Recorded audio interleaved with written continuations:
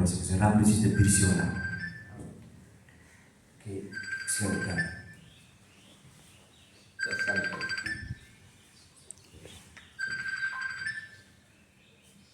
Okay, पहिलो स्वभाव past र फ्युचरमा जान्छ, दोस्रो स्वभाव नआएछ भन्ने कुरा झन् धेरै आउँछ, तेस्रो स्वभाव कि बिस्तारै हजुर।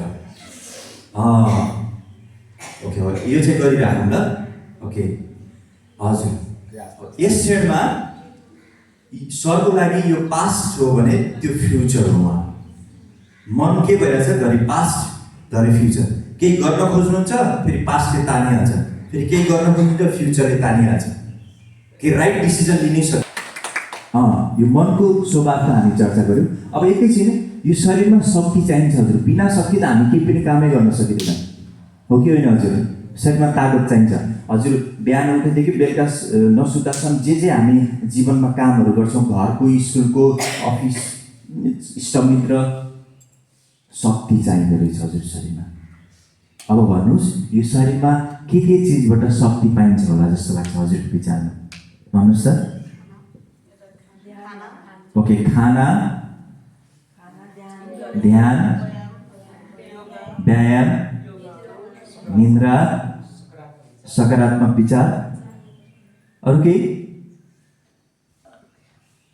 हुन सक्छ हजुरको विचारमा?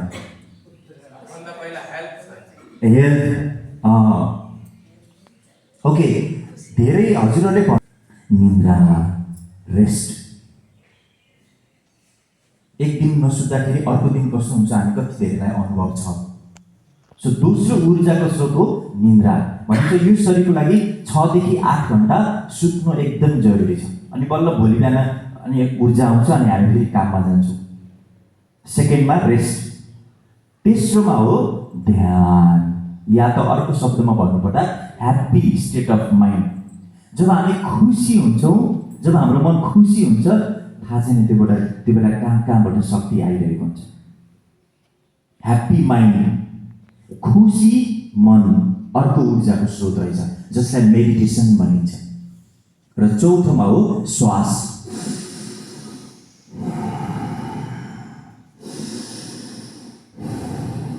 आज हामी श्वासको अलिकति सिक्रेट कुराहरू हामी यहाँ अभ्यास गर्छौँ। हामी भित्रको 90% नराम्रो विकारहरू श्वासबाट बाहिर जान्छ। यो विज्ञानको कुरा छ है, साइन्स। 90% नेगेटिभ टक्सिनहरू श्वासबाट बाहिर जाँदो रहेछ। 10% हामी भित्रको फोहोर विकारहरू चाहिँ टोयलेटबाट, पसिनाबाट, आँखाबाट, कानबाट, नाकबाट, यो चाहिँ 10% मात्रै बढ्दो रहेछ। हेर्नुहोस् त, 90% सफाइ त श्वासबाट पो हुँदो रहेछ त। It's practical. आज हामी अनुभव गर्छौँ श्वासमा यति धेरै ताकत रहेछ। कहिले कहिले रिस उठ्छ हजुर? उठ्छ कि नै? याद गर्नुभएको छ रिस उठ्दाखेरि श्वास कस्तो हुन्छ? फास्ट, छिटो हुन्छ अनि गरुङ्गो हुन्छ। जब हामी एकदम खुसी छौँ, याद गर्नुभएको छ श्वास कस्तो हुन्छ? कस्तो हल्का, आराम, आएको गएको त्यो पनि थाहा हुँदैन। अनि डर लाग्दाखेरि फेरि श्वास अर्कै प्याटर्न हुन्छ। भनेको खुसी हुनु, डराउनु, रिसाउनु भनेको भावनाहरू हुन्। जस्तो जस्तो भावना श्वास लिने प्याटर्न पनि तुरुन्तै परिवर्तन भइहाल्दो रहेछ। रिसाउँदा छिटो छिटो, फेरि खुसी हुँदा कस्तो हल्का, उत्तिखेरै।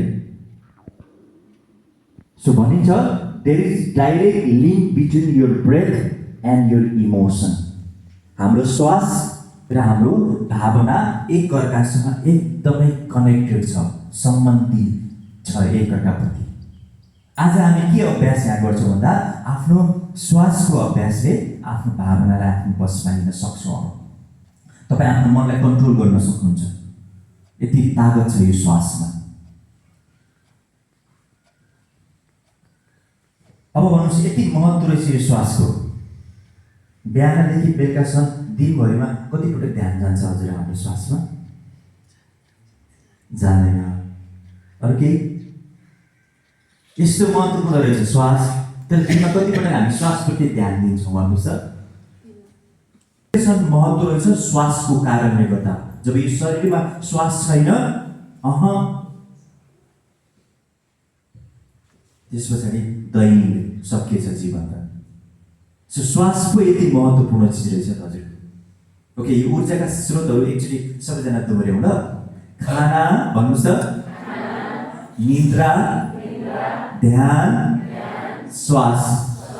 एकचोटि अलिक ठुलो स्वरमा, खाना, निद्रा, ध्यान, श्वास। यो चारवटा छोडो, लिउँ, छोडो, breath in, out, breath in, out. Okay, हात यसरी नै हेरिराख्नु होला। अब चाहिँ आँखा बन्द गरौँ, आँखा बन्द गर्नुहोस् त हजुर, आँखा बन्द गरौँ। अब मैले श्वासभित्र भन्दाखेरि हजुरले हातलाई माथि लगेर मुठी खोल्नु होला, अनि श्वास बाहिर भन्दा हातलाई यसरी नै तल लिएर आउँछु। याद राख्नु होला, माथि हात लाँदा मुठी खुल्ला हुन्छ, तल ल्याउँदा मात्रै मुठी बनाउने। सबैजना जोस अनि होसका साथ एकसाथ सुरु गरौँ। श्वासभित्र, हात माथि लैजानुहोस्, मुठी खोल्नुहोस्, अनि बाहिर तल। श्वासभित्र, बाहिर, भित्र, बाहिर, भित्र, बाहिर, भित्र, बाहिर, भित्र, बाहिर, भित्र, बाहिर, भित्र, बाहिर, भित्र, बाहिर, भित्र, बाहिर, भित्र, बाहिर, भित्र, बाहिर, भित्र, बाहिर, भित्र, बाहिर, भित्र, बाहिर, भित्र, बाहिर, भित्र, बाहिर, भित्र, बाहिर, भित्र, बाहिर, भित्र, बाहिर। अनि विश्राम। बाहिर, भित्र, बाहिर, भित्र, बाहिर, भित्र, बाहिर, भित्र, बाहिर, भित्र, बाहिर, भित्र, बाहिर, भित्र, बाहिर, भित्र, बाहिर, भित्र, बाहिर, भित्र, बाहिर, भित्र, बाहिर, भित्र, बाहिर, भित्र, बाहिर, भित्र, बाहिर, भित्र, बाहिर, बाहिर, भित्र, बाहिर, भित्र, बाहिर, भित्र, बाहिर, भित्र, बाहिर, भित्र, बाहिर, भित्र, बाहिर, भित्र, बाहिर, भित्र, बाहिर, भित्र, बाहिर, भित्र, बाहिर।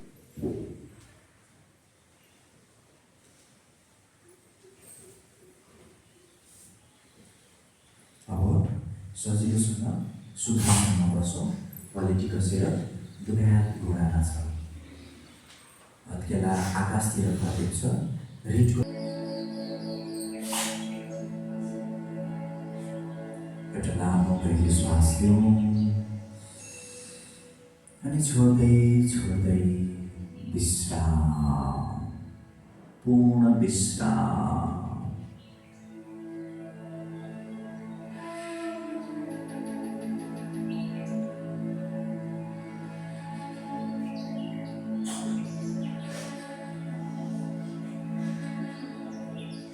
भित्र गइरहेको श्वासले शक्ति प्रदान गरिरहेको छ र बाहिर आइरहेको श्वासले विश्राम दिइरहेको छ।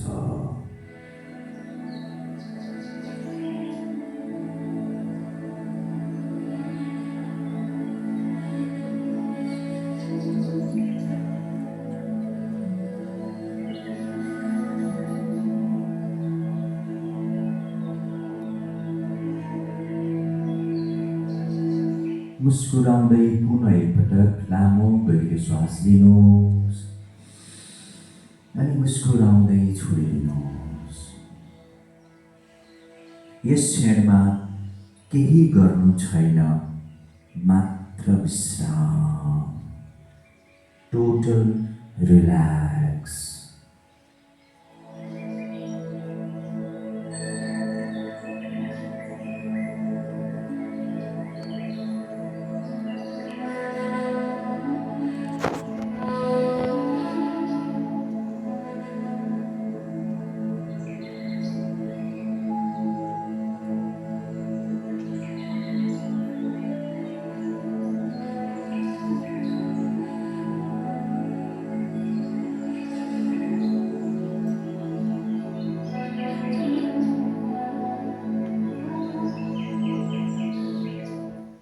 वरिपरिको आवाजहरूप्रति सजग हौँ।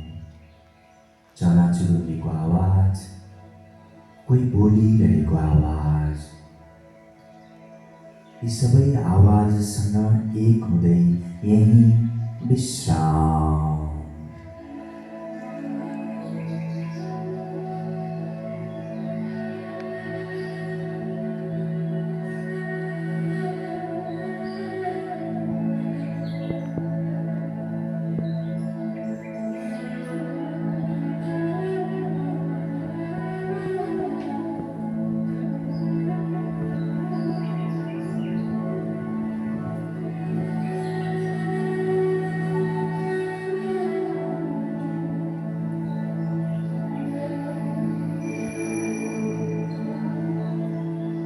आफ्नो शरीरप्रति सजग हौँ। आफ्नो ध्यान दुवै खुट्टाको पैतालामा लैजाउँ। चलाउनु पर्दैन, मात्र ध्यान दिनुहोला। दुवै घुँडामा ध्यान दिउँ।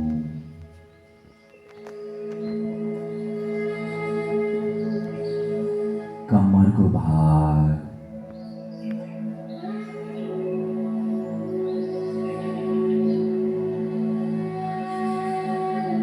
छाती,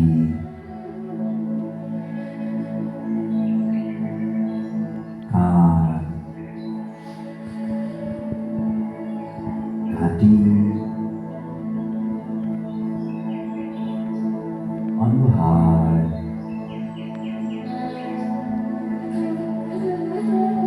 टाउको र पुरै शरीर। पुनः एउटा लामो गहिरो श्वास लिउँ अनि छोड्दै छोड्दै विश्राम।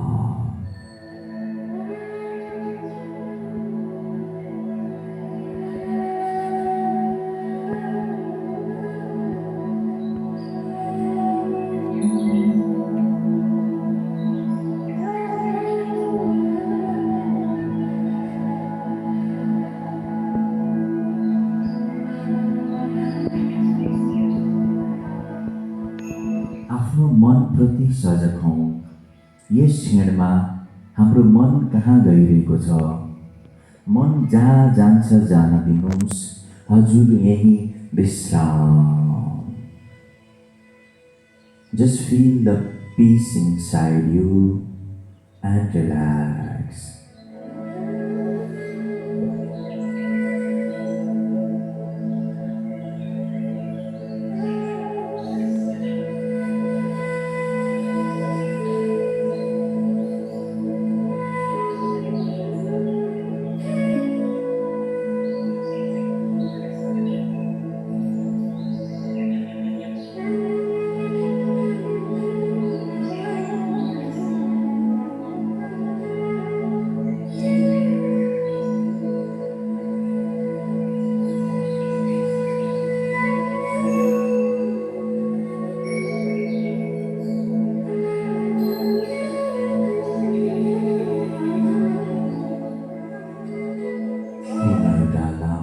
श्वास लिउँ अनि छोड्दै विश्राम। आफ्नो विचारहरूप्रति सजग हौँ। कस्ता विचारहरू आइरहेका छन् यस क्षणमा? राम्रा विचार या त नराम्रा विचार? विचार आउँछन् अनि जान्छन् जसरी